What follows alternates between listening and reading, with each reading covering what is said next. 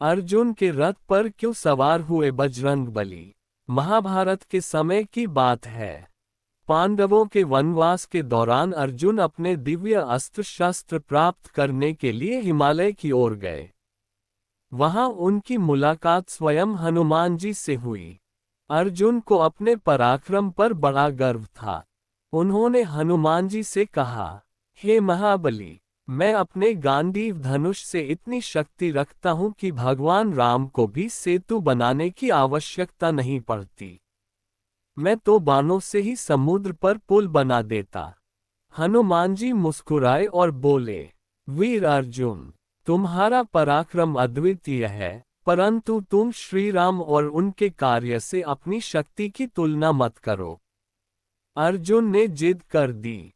तब हनुमान जी ने कहा, ठीक है, यदि तुम बाणों से पुल बना सको और मैं उस पर चल सकूं तो तुम्हारी बात मान लूंगा। यदि वह पुल मेरे भार से टूट गया तो तुम्हें अपने अहंकार का त्याग करना होगा। अर्जुन ने तुरंत अपने गांडीव से समुद्र पर बाणों का पुल बना दिया। हनुमान जी जब उस पर चढ़े तो पुल टूटकर बिखर गया। अर्जुन को लज्जा हुई और वे दुखी होकर अग्नि में प्रवेश करने लगे।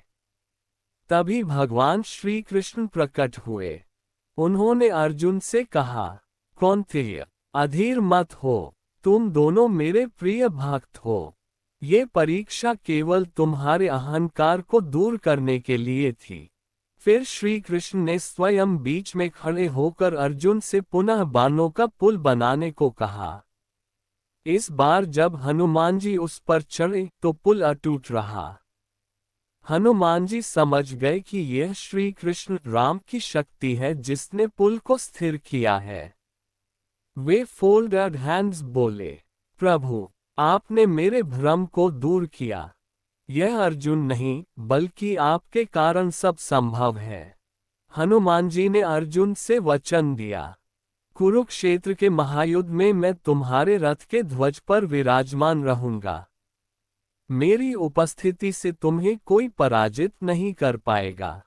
परिणाम, कुरुक्षेत्र के युद्ध में जब जब अर्जुन युद्ध करता उसके रथ के ध्वज पर बजरंगबली हनुमान लहराते। हनुमान जी की उपस्थिति से अर्जुन का रथ दिव्य बल से युक्त रहता और शत्रु के अस्त्र शस्त्रों का प्रभाव कम हो जाता। यही कारण है कि आज भी अर्जुन के रथ पर कपिध्वज हनुमान वाला ध्वज का वर्णन मिलता है।